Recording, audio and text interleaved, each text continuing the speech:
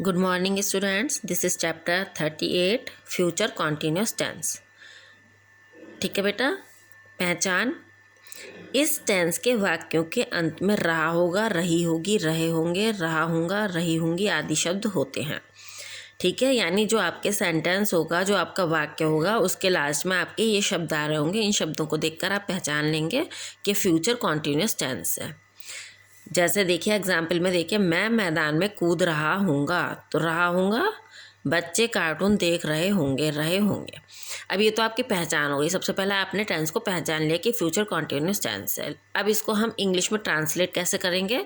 अनुवाद के नियम 3 तरह के आपको बताए हैं। अफर्मेटिव होते हैं, नेगेटिव होते हैं और इंटरोगेटिव होते हैं। तो सबसे पहला हमारा आता है अफर्मेटिव। सबसे पहला कर्ता प्लस विल या शैल लगाएंगे हम। हेल्पिंग वर्ब में क्या आएगा? विल या शैल प्लस बी, यानी विल बी या शैल बी। फिर प्लस क्रिया में आईएनजी, यानी वर्ब में आईएनजी लगेगी। वर्ब की फर्स्ट फॉर्म में आईएनजी लगता है। प्लस कर्म, फिर यानी ऑब्जेक्ट आएगा आपका। मैं मैदान में कूद रहा हूँगा, तो सबसे पहले इसमें करता क्या? मैं, यानी आई।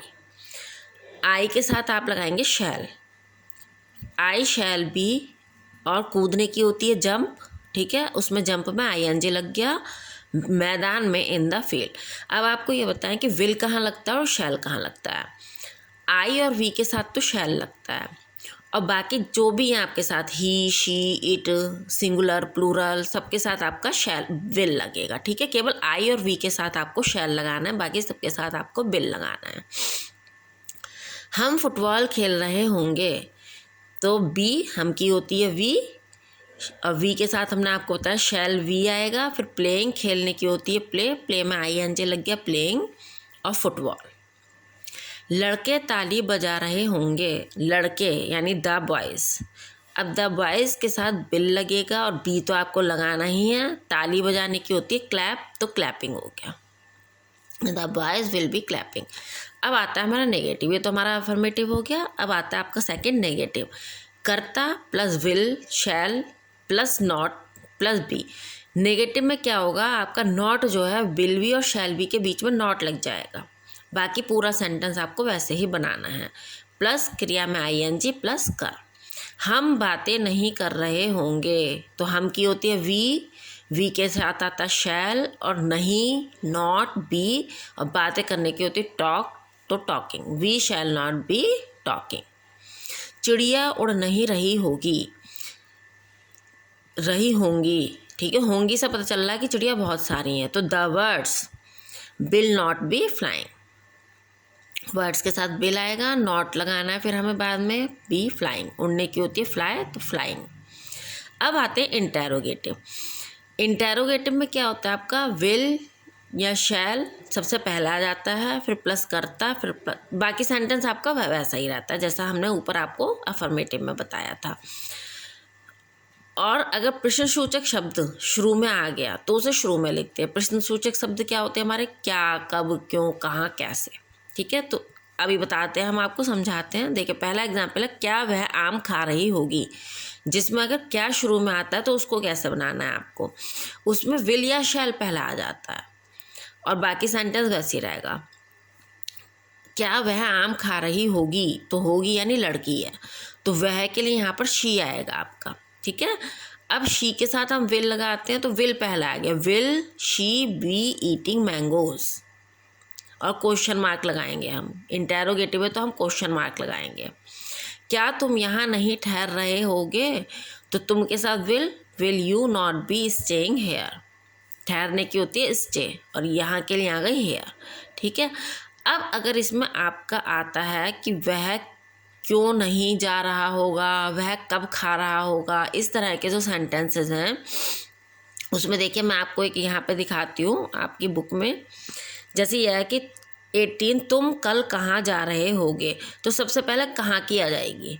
Where will you be going tomorrow. ठीक है, अगर क्वेश्चन प्रश्न सूचक शब्द कोई है तो वो सबसे पहला आ जाएगा, और बाकी सेंटेंस आपका वैसा ही रहेगा। ठीक है, अब हम आते हैं देन चैप्टर 39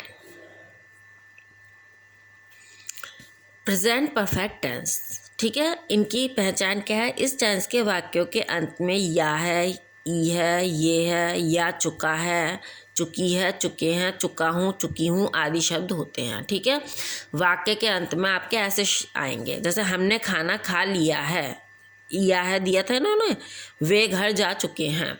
इसको देखकर हम सबसे पहले पहचान जाएंगे कि हमारा प्रेजेंट परफेक्ट टेंस है। ठीक है, उसके बाद अनुवाद के नियम आते हैं कि अब हमने पहचान तो लिया कि प्रेजेंट परफेक्ट टेंस है, लेकिन अब हम इसको इंग्लिश में ट्रांसलेट कैसे करेंगे, तो उसके नियम दिए हैं। देखिए, अफर्मेटिव में कर्ता प्लस हैज़ हैव प्लस क्रिया की तीसरी अवस्था प्लस का, समझ गए। सबसे पहले सब्जेक्ट आएगा, फिर सब्जेक्ट के साथ हम हैज़ या हैव लगाएंगे, और हैज़ या हैव कैसे आएगा ये अभी मैं आपको बताती हूँ। उसके साथ वर्ब की थर्ड फॉर्म आएगी, हर एक के साथ वर्ब की थर्ड फॉर्म लगानी है, प्लस कर्म आएगा। देखिए इन्होंने दिया भी है नीचे नोट में, आई, वी, यू, दे और सभी बहुवचन के साथ हैव का प्रयोग करते हैं, ही, शी, इट और सभी एक वचन के साथ हैज़ का प्रयोग करते हैं। तो इन्होंने हैज़ और हैव का प्रयोग कहाँ करते हैं ये भी आपको बता दिया। अब एग्जाम्पल देखिए, हमने खाना खा लिया है, we have taken the food, हमने की वी हो गई, वी के साथ हम हैव लगाएंगे, यहाँ पर आपको दिया हुआ है तो वी के साथ हैव। खाना खाने की होती, खा लिया है, टेक लेने की, टेक, टेक की थर्ड फॉर्म टेकन होती है, टेकन द फूड। हम पैसे ले चुके हैं, तो फिर हम की वी हो गई, वी के साथ हैव आएगा, और लेने की होती है टेक, तो टेक की थर्ड फॉर्म टेकन, पैसे the money, we have taken the money. Negative में क्या होता है, कर्ता प्लस हैज़ या हैव प्लस नॉट प्लस क्रिया की थर्ड फॉर्म प्लस का। ठीक है, पूरा सेंटेंस वैसे ही रहेगा, केवल हैज़ या हैव के बाद आपको नॉट लगा देना है। देखिए, वे घर नहीं जा चुके हैं, वे की होती है दे, और दे के साथ भी हैव आता है, तो दे हैव नॉट, नहीं की नॉट हो गई। जाने की होती है गो की थर्ड फॉर्म होती है गॉन और होम, तो they have not gone home. वे यहाँ नहीं आए हैं, they have not come here, आने की कम, थर्ड फॉर्म कम की कम ही होती है, कम, केम, कम, सेकंड केम होती है, थर्ड कम होती है। ठीक है, तो थर्ड कम हेयर। इंटेरोगेटिव में देखिए क्या होगा, हैज़ या हैव सबसे पहले आ जाएगा, फिर प्लस करता आएगा, फिर प्लस क्रिया की थर्ड फॉर्म आएगी, फिर प्लस कर्म आएगा। ठीक है, सारा सेंटेंस वैसे ही रहेगा, केवल उस सेंटेंस में से हैज़ या हैव उठ के सबसे पहले आ जाएगा। और प्रश्नवाचक शब्द शुरू में रखते हैं, और किसी में अगर प्रश्नवाचक शब्द आया तो वो और पहले रख देंगे। देखिए, जैसे सबसे पहले ये देखिए सेकेंड एग्जाम्पल, क्या आप मुझे भूल गए हो, तो इसमें क्या सबसे पहले है ना, तो इसको हम कैसे बनाएंगे, हैव, आपकी यू आती है, यू के साथ हैव आता है, हैव यू फॉरगॉटन मी, भूलने की फॉरगॉट होती है, तो थर्ड फॉर्म फॉरगॉटन मी, मुझे। ठीक है, अब देखिए इन्होंने का प्रश्नवाचक शब्द अगर बीच में आता है तो यहाँ कब आया है ना, तुमने कक्षा 8 पास कब की है, तो कब को सबसे पहले रख देंगे, व्हेन।